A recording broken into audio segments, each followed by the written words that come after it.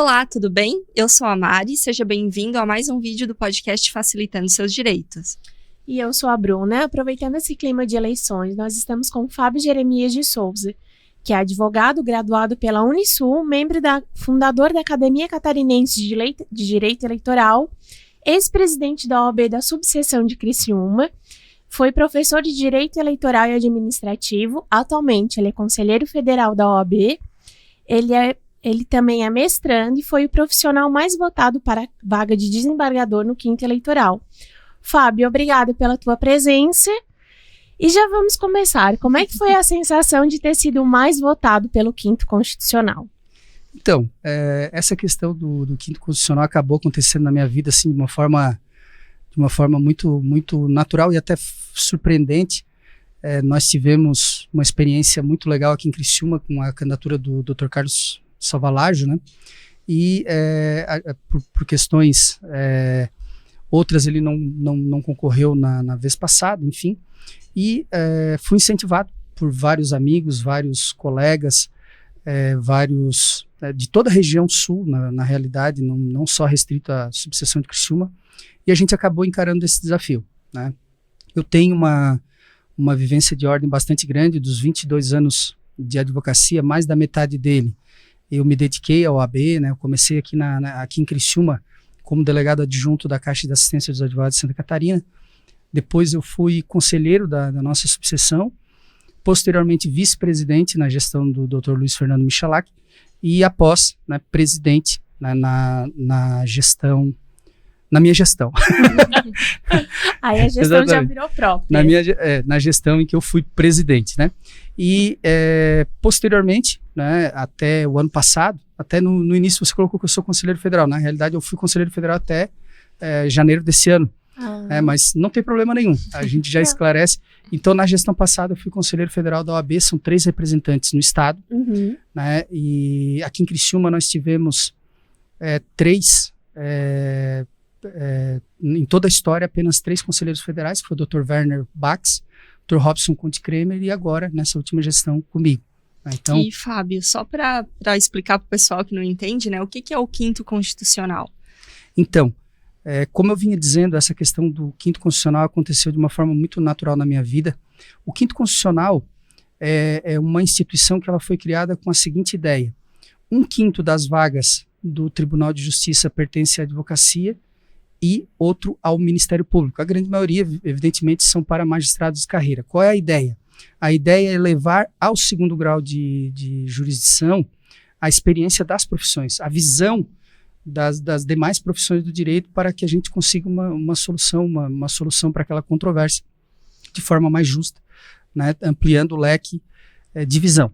Então, dentro dessa ideia, a nossa mensagem, a mensagem que a gente tem passado para os advogados é no sentido de que uma pessoa, que pode ser eu, pode ser outro candidato ou outros candidatos e candidatas, mas que é muito importante a pessoa ter essa vivência de ordem.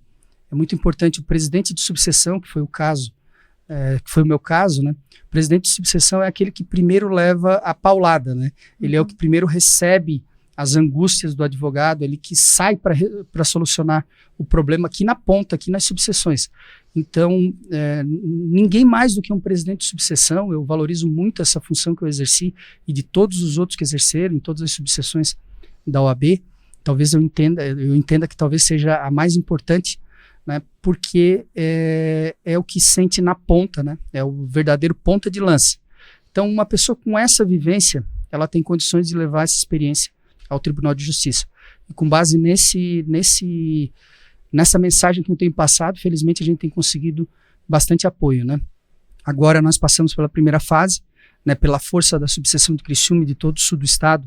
Eu consegui ser o mais votado no Conselho, com 48 votos, e agora a gente está naquele momento em que a gente precisa pedir o voto da advocacia. Então, a partir da gestão passada do ex-presidente Rafael Horn, presidente estadual da OAB, que hoje é o nosso vice-presidente nacional, a OAB passou a fazer com que as vagas fossem decididas, ou seja, fossem opinadas por todos os advogados e advogadas de Santa Catarina. Antes não era assim.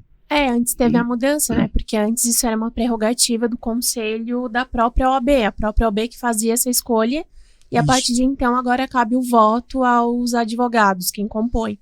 Como é que tu vê essa alteração? O que é essa alteração de sair essa prerrogativa do conselho da OAB e passar essa experiência, essa votação para os advogados?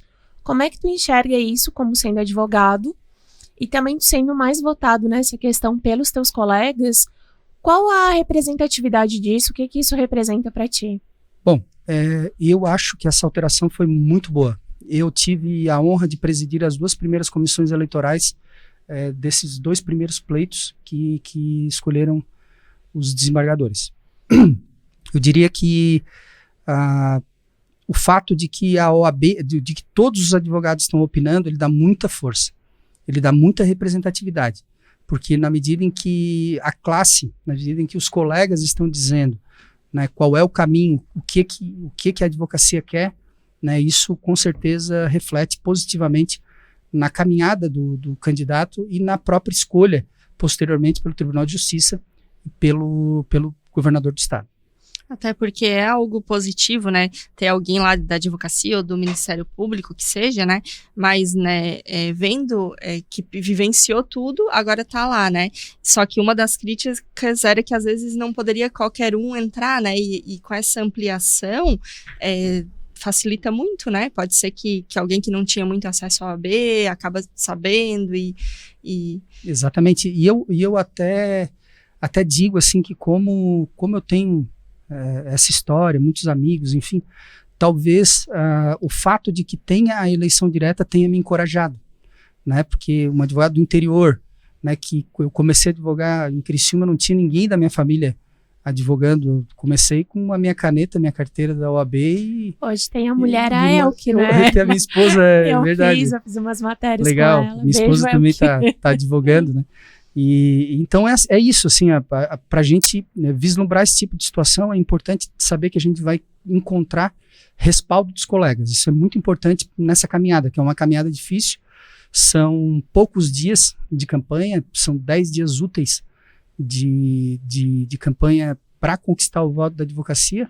São 16 dias, mas pegou 2 feriados, mais 2 fins de semana, já tinha 6 dias. E mais as eleições. E ainda, né, as estradas, até esse momento que a gente está aqui conversando, as estradas bloqueadas. Ontem eu saí para fazer algumas visitas fora, visitar colegas de outra subseção e parei na Vila Nova, eu voltei, fiz tudo. Está sendo, por enquanto, uma campanha virtual. Totalmente, 100% virtual. E como é que está a adesão a essa questão da campanha virtual? Muito boa. Muito boa, porque assim, a gente já tem trabalho, né? Então a gente tem já vários colegas assim nos ajudando, então isso facilita bastante. Partir do zero é bem complicado porque é pouco tempo, né? Mas o fato de que nós já temos um time assim, né, de pessoas comprometidas com o projeto, tem facilitado muito essa questão virtual. Fiz entre ontem e hoje várias reuniões virtuais pelo Zoom, Meet, e tem que se virar, não dá para pegar a estrada, né? É verdade. E Fábio, agora uma pergunta, não sei se como presidente da OAB, na época, né, que você estava no cargo, ou até como advogado, se já tem alguma pauta, alguma dificuldade que você já vem hoje e que pode ser melhorada tendo um advogado lá no tribunal. Então, assim, o quinto constitucional leva exatamente essa ideia, né? Eu acredito que a grande função de um representante, de um desembargador oriundo do quinto constitucional é justamente fazer essa interlocução, né, entre as pautas da advocacia e o Tribunal de Justiça. Lógico, você vai exercer a função de um julgador, de um magistrado, mas também ter a sensibilidade de aproximar a instituição do Tribunal de Justiça. Nós somos todos elos, nós formamos os elos da mesma corrente, o Ministério Público, o Judiciário e a Advocacia, e eu acredito assim que enaltecer o Instituto e o nome do Quinto Constitucional é muito importante. Nós temos grandes desembargadores que são oriundos do Quinto Constitucional, nós temos a desembargadora Salete Silva Somariva, que foi presidente também aqui da subseção de Criciúma, né? O próprio presidente do Tribunal de Justiça hoje, doutor João Henrique Blasi, é oriundo do Quinto Constitucional da OAB, então, na realidade, a grande missão é enaltecer cada vez mais o Quinto Constitucional. Sim. E dentro desse processo de não ter seu quinto e do processo que, bem ou mal, foi uma democratização, né? Uhum. A partir do momento que saiu da prerrogativa da OAB e passou para o voto direto dos advogados, isso foi uma democratização. Com base dentro do direito eleitoral político, quais as semelhanças e quais as diferenças entre um pleito e o outro pleito? Sabe que existe todo um regramento do que a gente pode e o que a gente não pode fazer em relação a esse pedido de votos, e supletivamente algumas questões são oriundas ali da questão do direito eleitoral. É a questão do pedido do voto, é a questão da igualdade de condição de todos os candidatos, né? Todos os candidatos precisam ter as mesmas condições. Tem a questão lá da sabatina, né? No sábado passado nós ficamos o dia inteiro, todos os candidatos sendo sabatinados, questionados pelos conselheiros seccionais. Então, tem muita semelhança essa questão do processo democrático. Como é que funciona essa questão do pedido de votos? O que pode, o que não pode? Porque tem muita gente que nunca teve acesso a isso, que não conhece como é que é o processo. Eu acho que, eu falo isso por mim mesma, acho que tu também, né, Mari? A gente não tem esse conhecimento de como é que é do início ao fim, do processo de candidatura, do processo de pedido de votos, o que pode, o que não pode. Até como tá agora a situação, né? Se já tá para encaminhar, eu sei que vai só 3 nomes, né? Exato. Agora E se um processo... não, são escolhidos 6 nomes agora. O advogado vota no candidato de sua preferência, os 6 mais votados vão ao Tribunal de Justiça. O tribunal escolhe 3, uma lista tríplice que vai ao governador. São 3 fases, na realidade, e que a OAB dividiu em 2 a fase dela. Ela escolhe 12 nomes pelo conselho, esses 12 nomes vão para a eleição direta, que forma a lista sextupla, a lista de 6 nomes.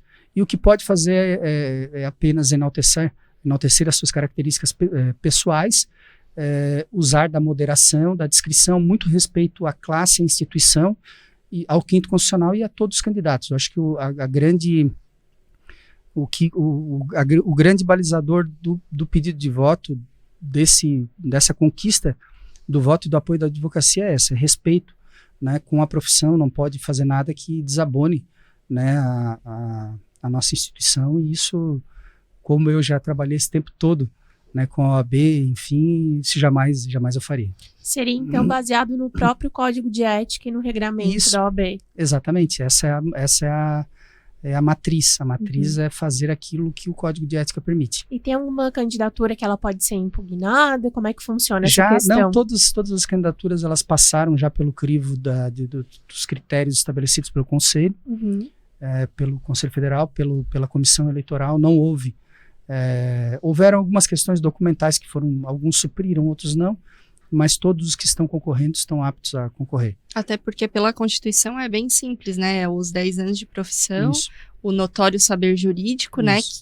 Que vai da... E a idoneidade moral. Ou seja, tem que estar com as certidões todas em dias, não responder a nenhuma infração, não ser condenado por nenhuma infração disciplinar, né? E o notório saber jurídico, como que avalia isso? Tem alguma regra dentro ali do conselho, né? Alguma coisa que a OAB segue?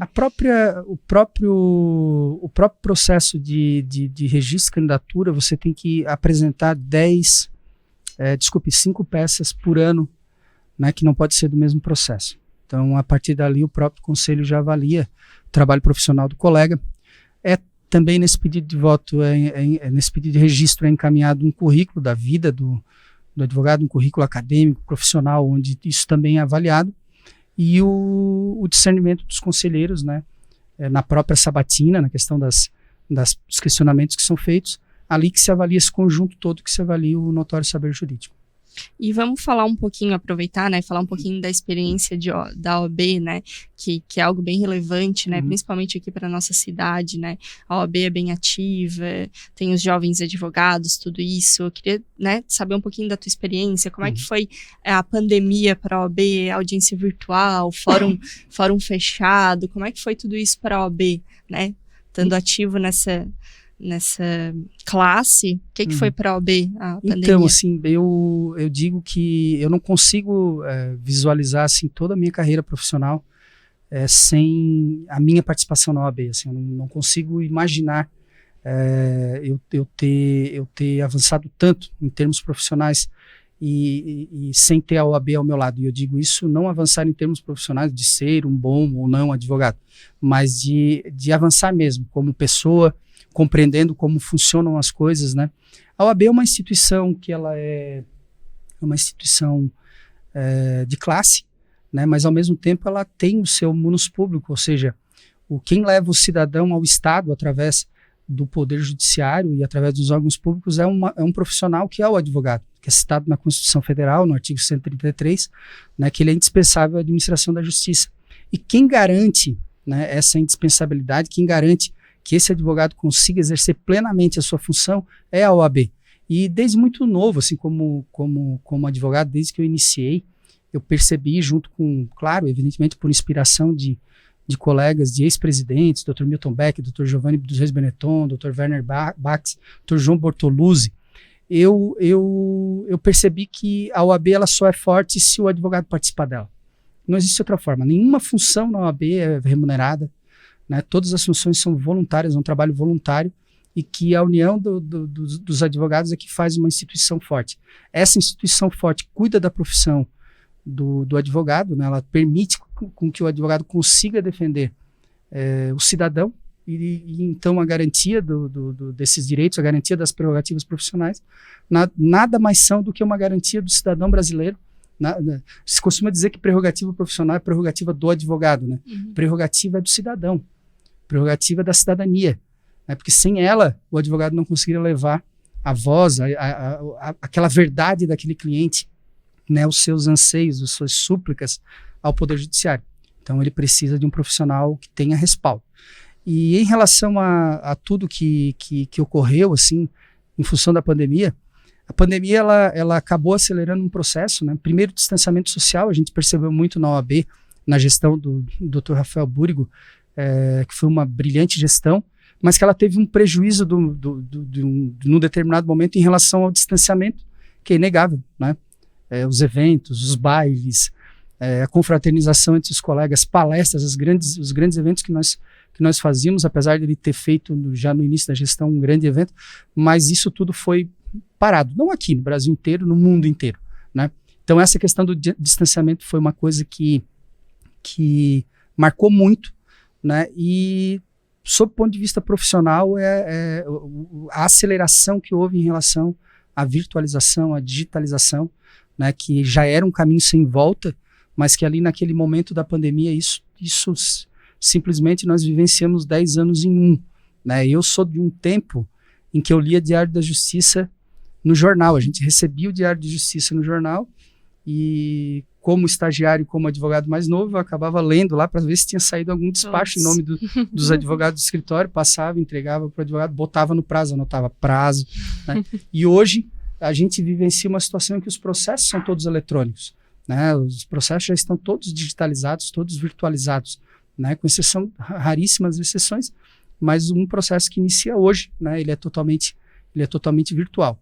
Então esse ponto, as audiências virtuais, né? A sustentação oral de forma virtual, né? Que tira um pouco, né? Na medida em que tira um pouco essa questão da aproximação ali com o judiciário, contato direto com o juiz, mas ao mesmo tempo, por exemplo, uma sustentação oral para um advogado lá de Chapecó, né, que ele vai fazer no Tribunal de Justiça, ela facilita bastante. Às vezes quantas vezes eu saí de Criciúma 6, 5 e meia da manhã para fazer uma sustentação oral às 9 da manhã no Tribunal de Justiça. E aí fica lá aguardando, depois pega aquele trânsito na ponte e volta, hoje eu faço no meu escritório. Né? Então a aceleração desse processo, que eu acho que veio para ficar, né, é o que mais marcou nessa pandemia. E sobre essa questão da virtualização, eu acho que tem que ser uma opção do advogado. Então, o tribunal, na minha concepção, o tribunal, ele, como tem disponibilizado, né, a possibilidade de fazer ou presencial ou virtual. Dentro dessa questão virtual, como é que tu acha que ela se encaixa dentro do Código de Ética da OAB e do Estatuto Geral da Advocacia? Porque já foi uma das matérias que tu lecionaste também, né?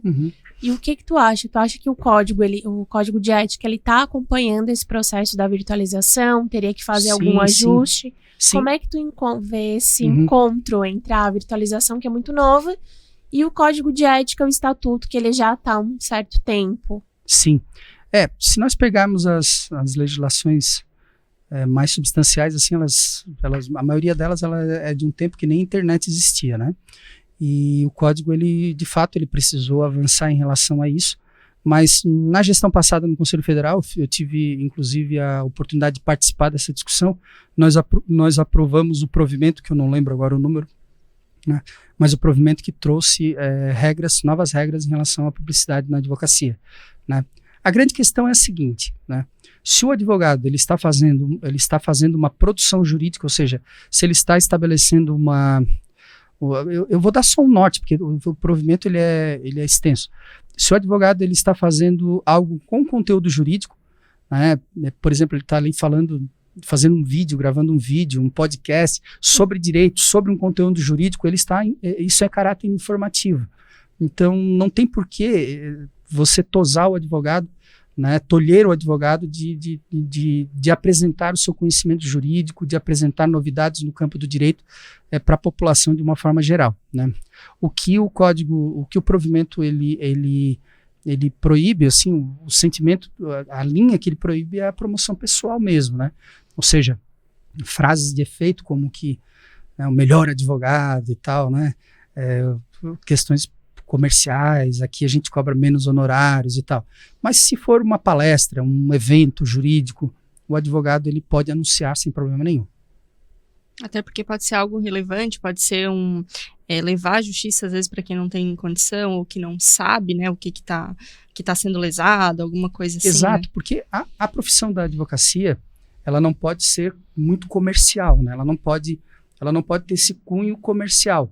Mas a partir do momento em que o advogado ele se propõe a apresentar conteúdo jurídico, né, qual é o problema dele valorizar a sua profissão em relação a isso? Ele está ali se esforçando, produzindo algo que tenha conteúdo, né?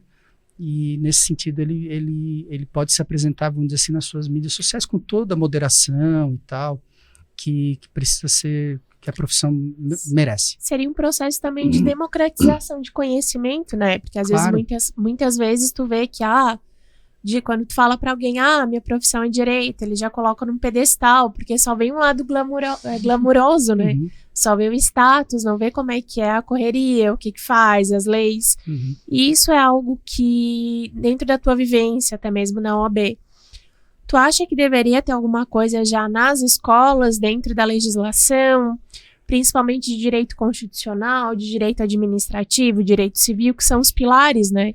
Porque até mesmo o Código de Defesa do Consumidor, que é algo que visa proteger o consumidor, até tem a lei que obriga todo estabelecimento comercial a ter uma cópia nele. Uhum. Mas é algo que ainda não é tão difundido, não é algo tão abordado. Como é que tu vê essa questão? Com certeza. Eu dentro da idade das crianças e dos adolescentes, passar, né, que tenha um conteúdo informativo nesse sentido, eu acho extremamente relevante. Levar a cidadania para as escolas, né? As pessoas, o jovem aprender o seu direito, mas também os seus deveres, né?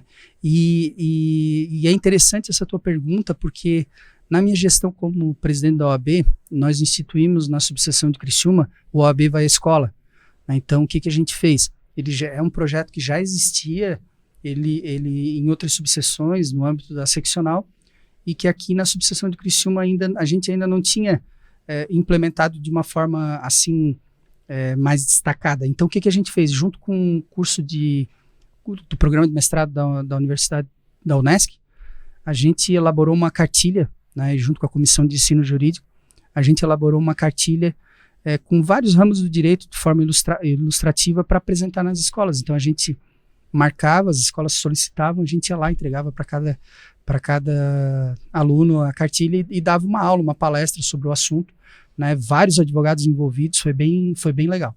E como é que está hoje em dia com a... Eles estão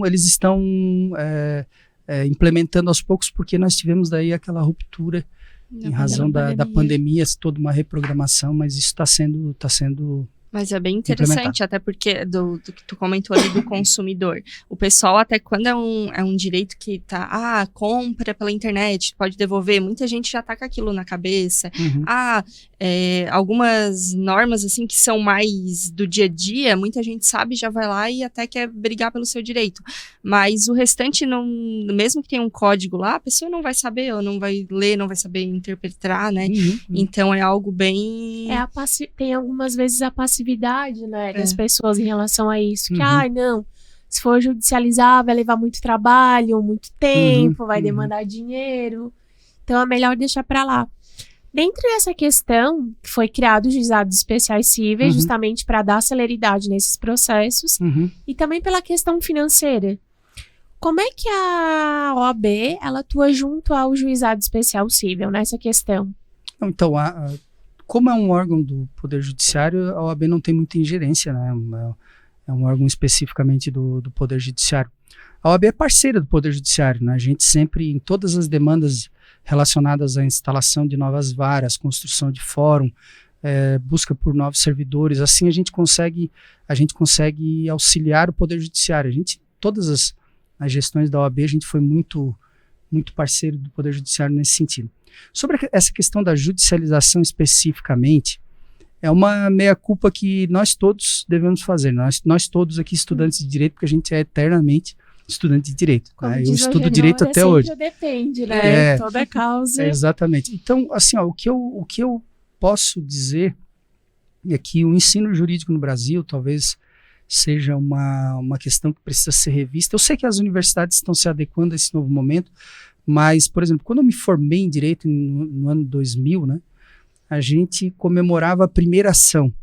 A gente nunca comemora o primeiro acordo, porque a gente foi programado para litigar. Né? O direito no Brasil ele é programado para litigar. Claro, né, eu sei que as universidades têm investido muito nessa questão da conciliação, da arbitragem, enfim, né, e tem que ser assim mesmo, porque o litígio ele nem sempre ele é resolvido através de uma ação judicial. Né? Às vezes uma boa conversa com um colega, o colega que entende o lado do outro colega, que tenha empatia, que consiga dialogar, porque às vezes o problema é ali do cliente, que ele consiga separar aquele lado emocional, né, para tentar chegar numa solução. Né? Muitas vezes a experiência vai fazendo a gente construir essa linha de raciocínio. Às vezes a gente imagina que a gente sabe que o cliente até pode ter um pouco mais vamos dizer, de sucesso naquela ação, mas só o fato da demora, né? Tinha um professor meu que falava que não adianta às vezes uma boa sentença, né? Não receber, né? Então assim, às vezes um bom acordo é melhor do que uma boa sentença. Então saber explicar, olha, a gente abre mão disso, mas para você, então esse tato que eu acho que tem que ser uma conversa entre advogados ali, né? Acho que tem que ser uma boa conversa com ética, respeitando os direitos dos seus clientes. Eu acho que é esse ponto que a gente precisa trabalhar melhor. E abordar na universidade já, né? Já na universidade. Porque daí, tanto... teve aqui o Dr. Diego também, né? Que ele é professor. E ele comentou sobre a parceria, assim, de advogados, de se unirem, de conversar, de trocar dúvidas e chamar o outro quando precisa. Tanto essa união, né? Que depois vai para a OAB também. Tanto essa parte de conversar antes. Resolver os problemas, né? Tem muita coisa pequena, né? Que daí a gente, colocar ação. Só que não vai ficar lá um tempo, vai desgastar as partes. E poderia, às vezes, com uma notificação, com uma ligação, resolver, né? Exatamente. Mas isso eu lembro que o Fábio, ele sempre abordava nas aulas, né? Principalmente dentro da questão da ética. Claro. Ele vinha ali com o estatuto da OAB pra gente, ele lia nas aulas, mas ele também trazia muito dessa questão. Por isso que eu já vim com essa camiseta de banho, em homenagem a ele. Pois é. Porque... Agora tu vai ter que contar, né? Agora eu vou contar a história. Quando ele me deu aula, na época ia ter o show do Bon Jovi, eu acho que foi em Porto Alegre. E as aulas dele eram de 2 créditos, então se faltasse, assim, tinha que correr atrás do coordenador e tudo para poder fazer a segunda prova de segunda chamada. E eu fui conversar com ele me cortou, foi bem incisivo, disse que não podia, eu tive que ir correndo pro Chico pra pedir socorro. E aí, como eu não achei a do Bon Jovi, também devia ter vindo com a bandana. Então eu vim como homenagem ao professor. Muito obrigada. Bom, isso é bom sinal, quer dizer que eu cumpri aquilo que a coordenação do curso me pediu, né? Ou seja... uma prova de segunda chamada, tem que passar na coordenação para conversar daí com a professor de ética e tudo, ela querendo quebrar as regras. Que, na verdade, eu tava querendo testar, ver se na vida real ele aplicava o que ele dava nas aulas, ele foi aprovado com louvor. Deu muito certo. E falando da vida acadêmica agora, né? Professor de administrativo, de ética, de direito eleitoral, né? Hoje a gente vive o direito na eleitoral. Pele, né? O direito eleitoral. Conta um pouquinho da tua experiência pra gente. Então, o direito eleitoral, ele acabou ingressando na minha carreira profissional muito cedo. E também, assim, de uma forma muito natural. No primeiro ou segundo ano em que eu era advogado, eu já comecei a atuar com direito eleitoral, né? Trabalhava no escritório que trabalhava com direito eleitoral e eu comecei a partir dali. Então, posso dizer que há mais de 20 anos eu atuo no direito eleitoral. O direito eleitoral é muito apaixonante, ele tem assim como eu gosto muito do direito administrativo, do direito penal também, empresarial, né? Eu tenho uma pós-graduação, especialização em direito empresarial, mas o direito eleitoral ele também é uma grande paixão, assim, porque ele é um direito muito dinâmico. O direito eleitoral é o direito que garante, né, todo esse processo democrático, ele é o direito que garante a liberdade do voto, né? Então é algo muito importante e é dinâmico porque as coisas acontecem muito rápido, né? A eleição abre o pedido de registro e até o fim da eleição é pouco tempo. Então, questões de propaganda, questão de prestação de contas, questões relacionadas ao registro. Então, é um direito em que é muito rápido e que a Justiça Eleitoral, ao mesmo tempo, dá uma resposta muito rápida. Então, você ganha uma ação e perde uma ação muito rápido. Todo dia tem uma emoção no teu escritório. Então, é uma área do direito que eu gostei bastante e atuei durante esses anos todos. E atuo durante esses anos todos. E como é que foi a experiência de dar aula do direito eleitoral, do direito de ética e do administrativo? Quais são as dificuldades de cada matéria? Como é que tu vê a maturidade dos alunos para reagir dentre cada direito? Então, assim, o direito eleitoral ele tem uma particularidade, porque até bem pouco tempo atrás não existia na universidade. Inclusive, eu não tive direito eleitoral na universidade. Ele é muito novo enquanto ciência, enquanto ramo do direito, e tanto que aqui na região, salvo engano, eu fui o primeiro professor de direito eleitoral. Então não faz tanto tempo, né? E o direito eleitoral ele não é tão difícil de apresentar, porque eu sempre digo assim, ó, quando você vai aprender alguma coisa, quando você já vivenciou de alguma forma, você visualiza e fica mais fácil de compreender. É assim com a nossa vida, é assim com qualquer... a prática, né? A prática. E o direito eleitoral, assim, todos nós somos eleitores, todos nós, de uma forma direta ou indireta, ou já trabalhamos como mesário numa eleição, ou assistimos os horários eleitorais e vimos os conflitos e as discussões eleitorais, então fica um pouquinho mais fácil de exemplificar através de exemplos práticos, né? Eu diria que não é tão complicado assim de ensinar o direito eleitoral. O direito administrativo ele já é um pouquinho mais complexo, né? Porque ele é um pouco complexo mesmo, né?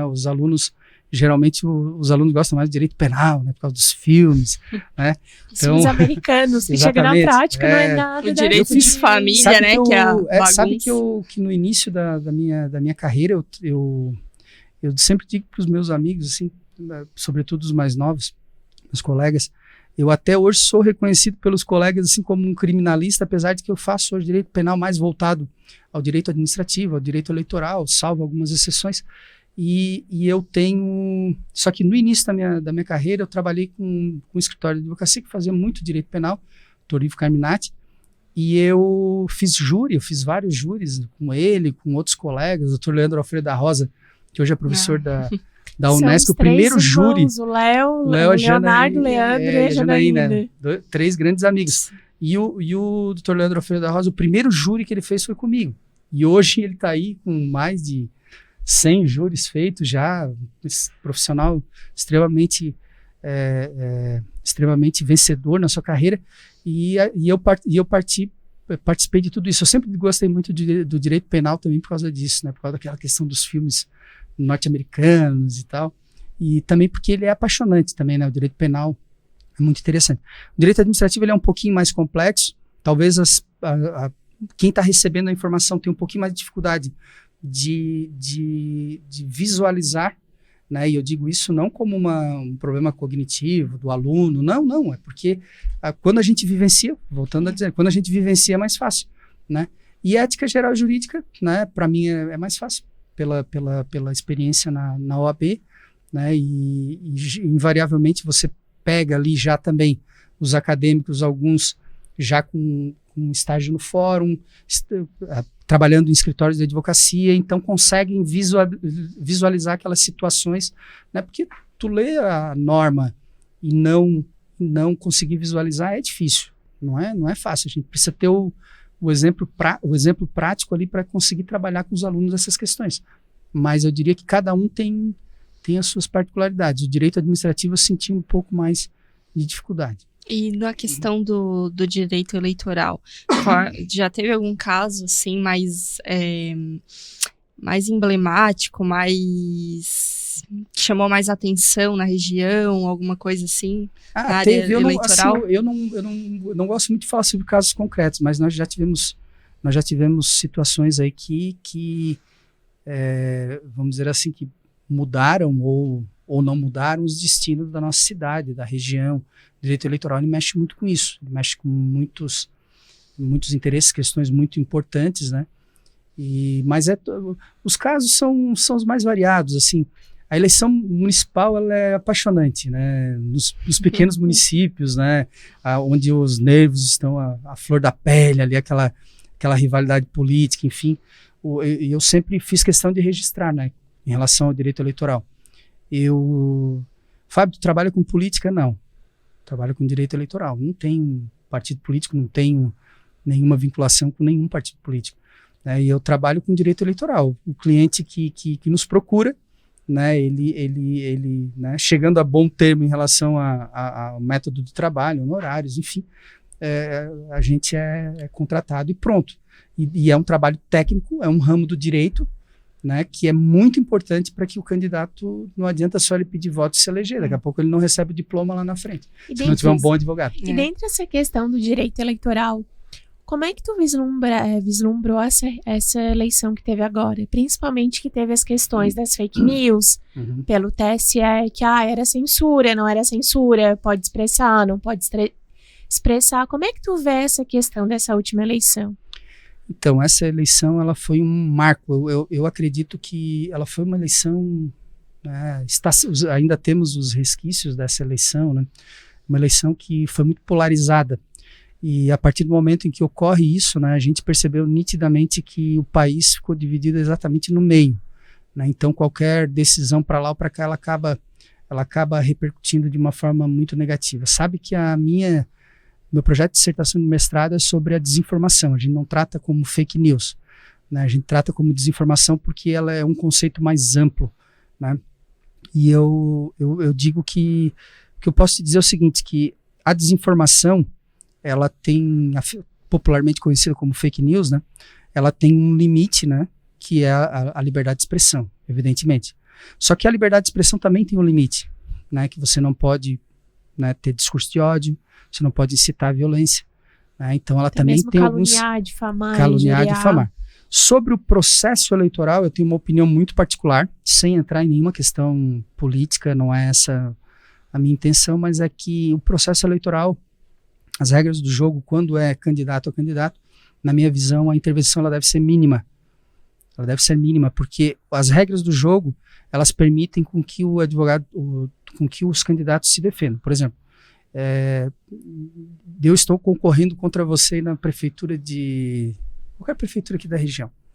E aí eu digo, olha, a Bruna foi processada aqui, né? A Bruna tem duas opções. Ela tem o horário político dela para dizer que é mentira, que não foi processada, e ela pode pedir um direito de resposta.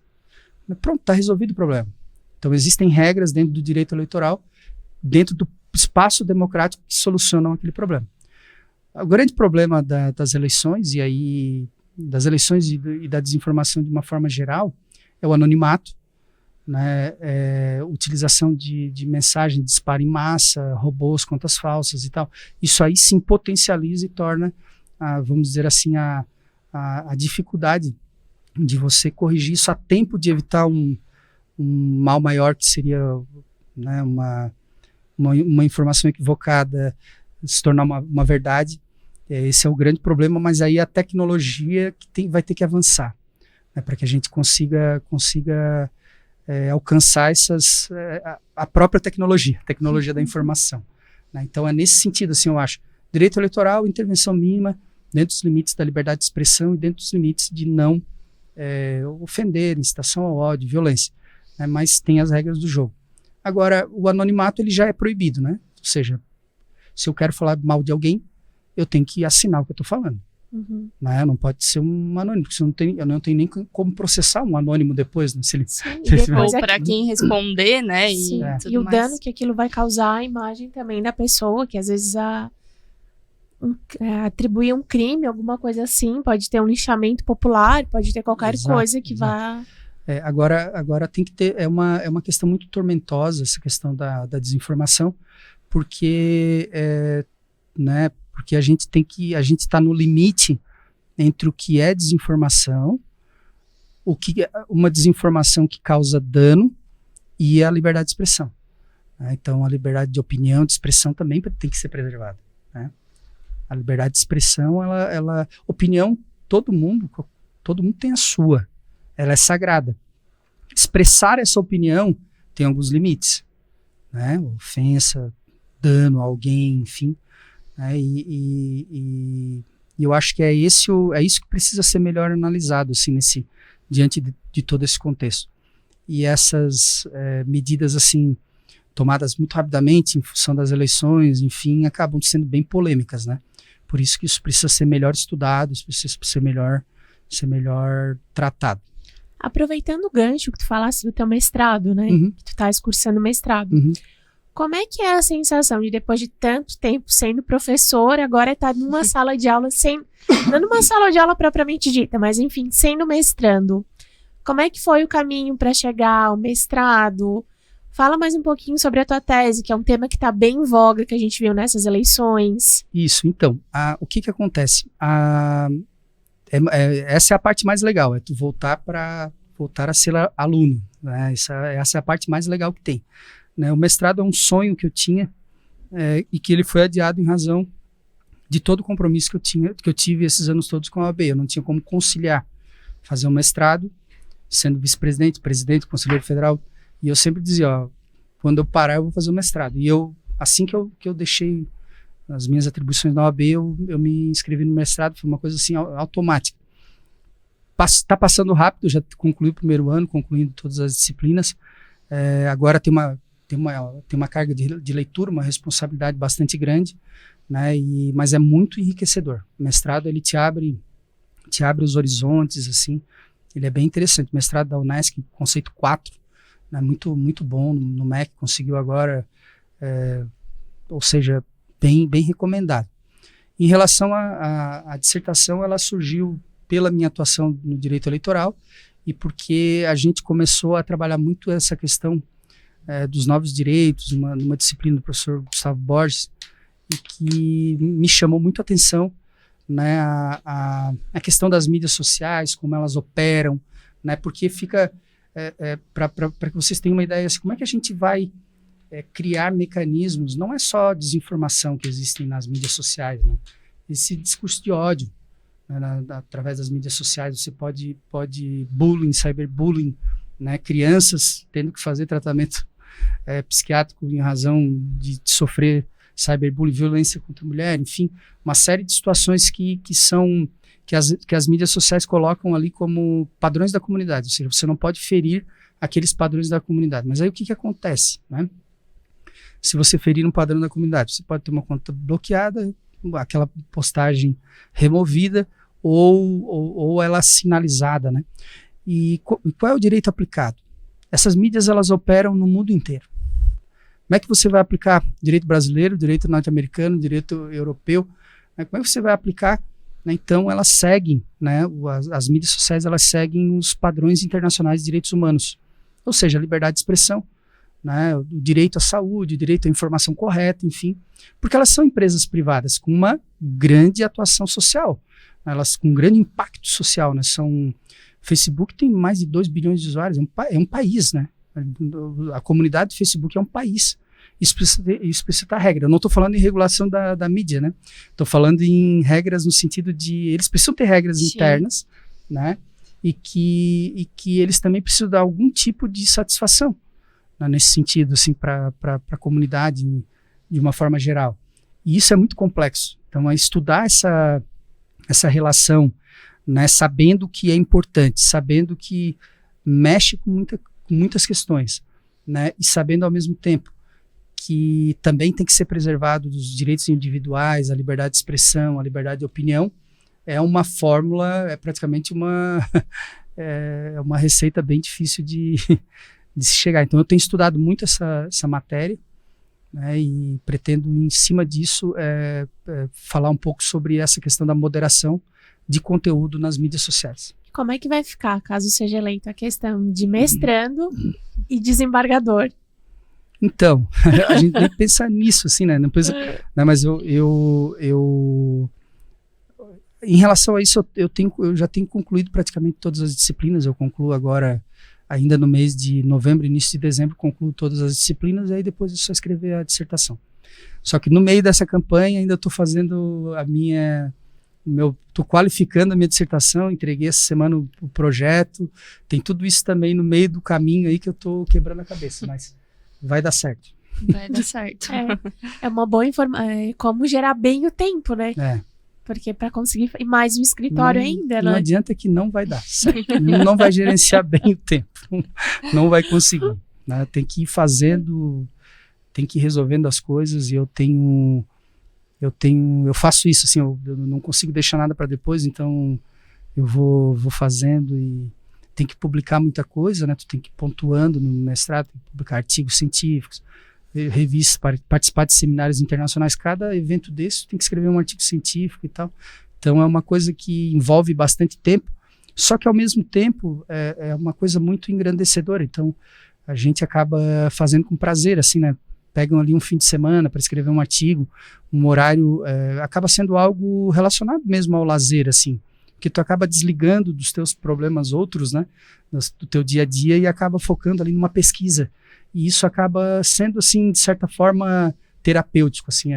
Ele sai daquele viés da obrigação, né? Toma tempo, mas eu encaro como algo que me faz desligar de todos os problemas do cotidiano, assim. Até porque o quinto é uma oportunidade, né, que é de um crescimento, de algo, né, na região que vai ser muito relevante, né, que já é relevante através da OAB, através das universidades, de como professor, né, aí vai se tornar desembargador, né, algo muito relevante, e aí acaba sendo um objetivo, algo fácil de buscar, né, de percorrer esse caminho.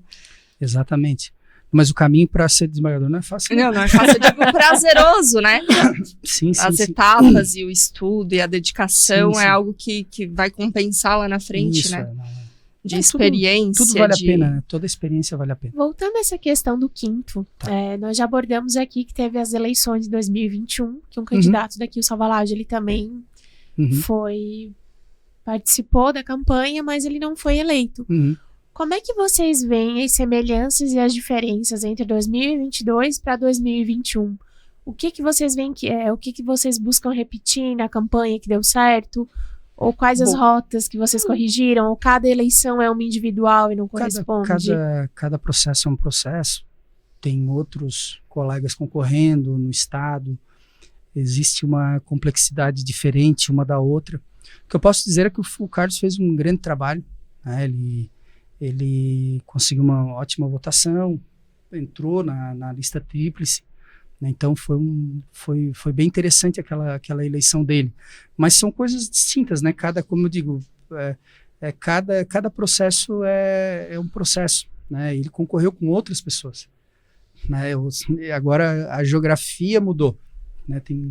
A gente tem que analisar onde em cada região do estado tem candidato diferente da dele. Então, assim, são coisas diferentes, mas um belíssimo trabalho que foi feito pelo Carlos, que é um grande amigo nosso, né, um colega extremamente conceituado aí na nossa cidade. E dentre os desembargadores, nós, já foi comentado, nós temos a Salete Somariva, que é aqui da região sul. Isso. E sempre foi um objetivo da OAB, da OAB daqui, essa subseção, que tivesse um outro representante do Sul? Não, assim, ó, é importante. Uhum. Não como objetivo da OAB, isso não é uma campanha da OAB, é uma eleição minha, é uma campanha, é um projeto meu com os meus amigos. Sim. Né? É importante para a advocacia ter uma representação daqui, não tem dúvida nenhuma. Não como um projeto da OAB, evidentemente. Né? A desembargadora Salete foi presidente também, e ela, uma excelente desembargadora, atua numa das câmaras criminais, né? Uma pessoa extremamente acessível, que vem da advocacia, tem um trabalho social bem grande, assim, com palestrando aí no estado inteiro, sempre presente aqui na nossa região, em todos os eventos, recentemente na jornada da advocacia aqui de Criciúma, foi semana passada, ela participou, inclusive deu a palestra de abertura. Então é importante a gente ter esse canal de comunicação com o tribunal, sim. É isso, então. Eu Será? acho que é isso, até mesmo para não tomar muito tempo, já que Fechou. estamos em campanha. É Pois tanta é. coisa, é professor. Professor, mestrando, advogado, pai, marido. Exatamente. bastante Haja coisa. Fábio para dar conta de Haja tudo, Fábio pra né? dar conta de tudo. Então, Fábio, obrigada pela Eu que participação agradeço no aí nosso podcast. Obrigada. A gente, né, agradece o tempo, a disponibilidade, né, de conversar com a gente sobre esses assuntos tão importantes, né, tanto para a advocacia, para o jovem advogado, né, para quem está trabalhando, tanto para o pessoal de fora ver como é que é, né, a nossa rotina, né, a questão do quinto, né, que muita gente às vezes, o quinto constitucional nem sabe o que é, né, mas é que um advogado ou alguém que trabalha no Ministério Público pode se tornar desembargador, né, sem o concurso público, né, contando os anos de experiência, o notório saber jurídico, né, a ética, tudo, a integridade da pessoa.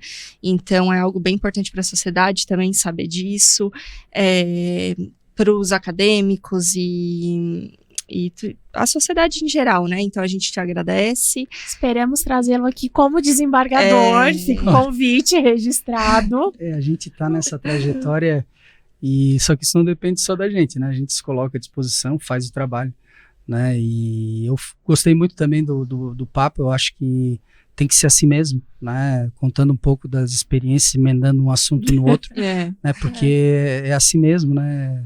Essa é a ideia. E eu sempre me coloco à disposição, se precisar para qualquer assunto, não me colocando à disposição para entrevistas, mas para difusão do conhecimento. Eu aprendi isso desde cedo também, que com conhecimento a gente compartilha, né? Porque a gente também recebe, então aquilo que a gente sabe, o pouco que a gente sabe, a gente tem que compartilhar. É bom que ficou gravado, vamos fazer ele vir lá de... Vai vir lá de Florianópolis aqui conosco. Tá certo. Então tá, Fábio, a gente te agradece. Hoje a gente fica por aqui. Muito obrigada por ter assistido. A gente se encontra num próximo vídeo. Tchau, até a próxima.